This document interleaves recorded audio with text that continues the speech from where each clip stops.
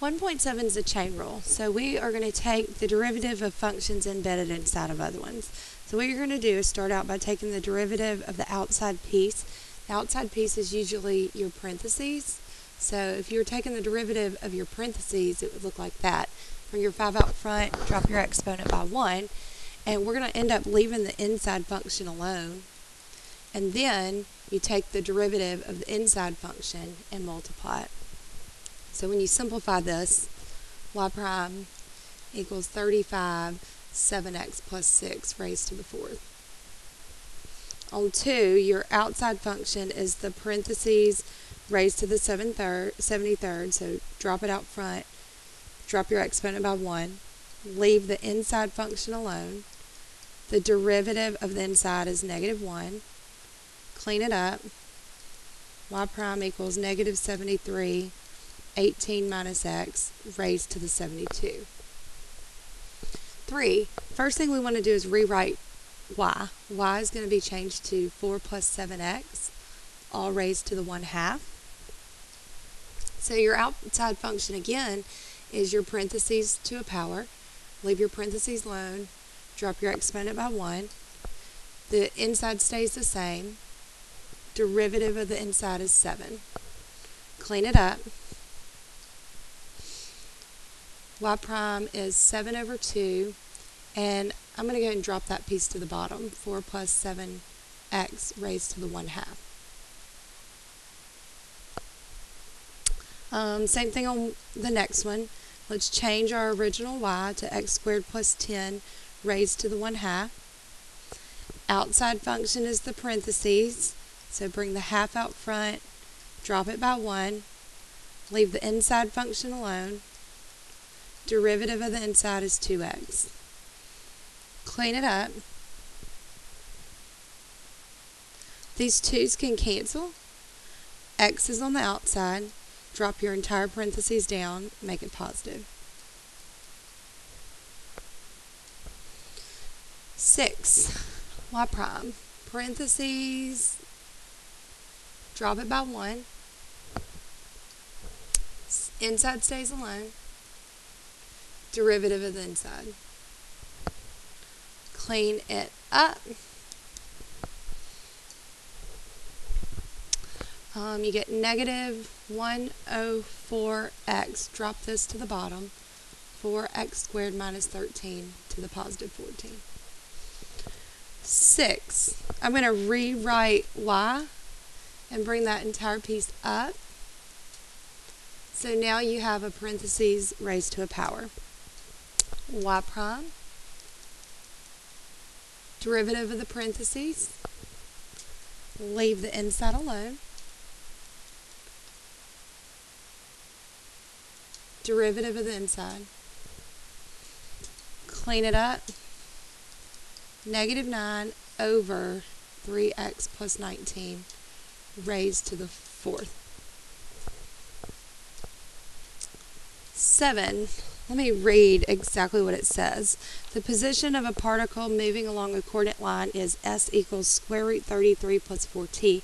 S is in meters and t in seconds. Find the rate of change. Anytime you see rate of change, it means find your derivative. So first we're going to find the derivative, and then at 4 seconds we'll plug 4 in for t. So let's rewrite s, and let's write it as 33 plus 4t raised to the 1/2. Chain rule. S prime, move the half out front, leave the inside alone, drop it by 1, derivative of the inside is 4. So S prime is 2 over 33 plus 4t to the 1/2. So we want to evaluate S prime at 4 seconds. So you get 2 over 33 plus 4 times 4 to the 1/2. 2 over 33 plus 16 to the 1/2. 2 over 49 to the 1/2. Remember, if you raise something to the 1/2, it's the same as the square root. So you get 2 over 7. Your units here are meters per second. And it's given meters per second on there. 8. The total outstanding consumer credit of a certain country can be modeled by the function c of x that's given. X is the number of years since 2000. Find dx, so we first need the derivative, and then using the model, predict how quickly outstanding consumer credit will be rising in 2014.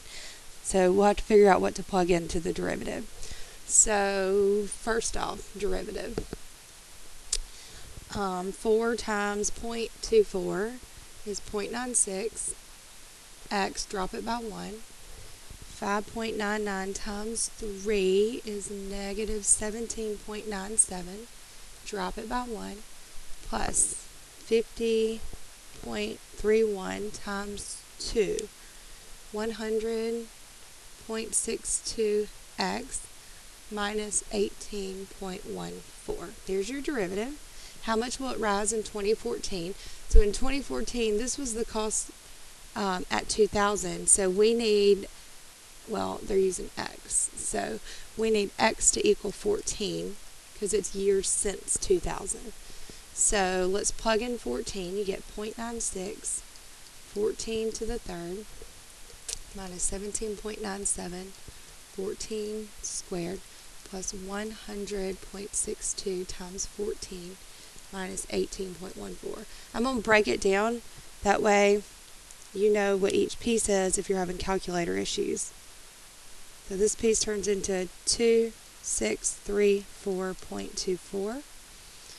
14 squared. This one turns into minus 3522.12. 100.62 times 14 plus 1408.68 and then minus 18.14. So we get 2634.24.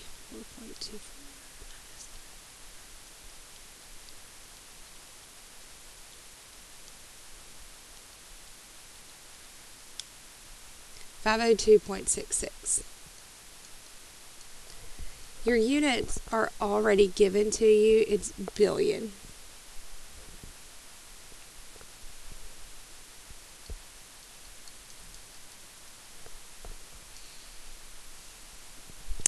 Okay, and the last one.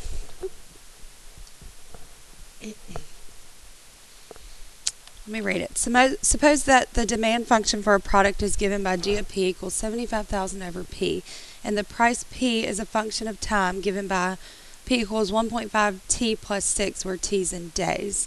Find the demand as a function of time T. So right now your demand is as a function of P.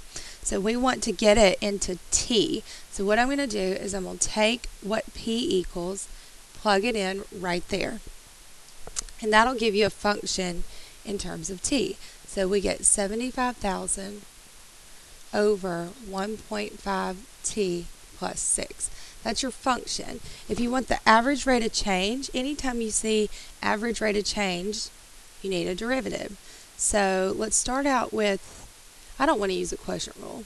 Let's start out with D of T equals 75,000 and bring that bottom to the top.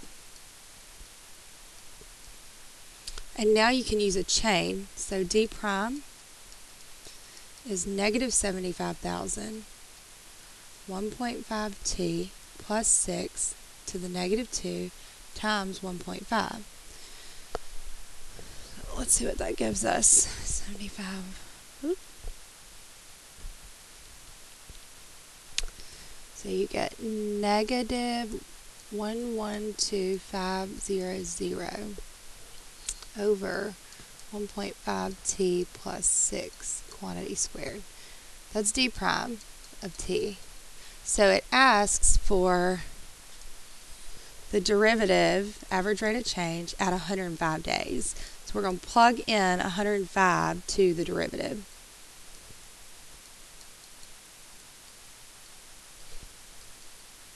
And just be careful with your calculator. The bottom turns into, let's do 1.5 times 105 plus 6 all squared. Your bottom should be 26732.25. And so when you divide,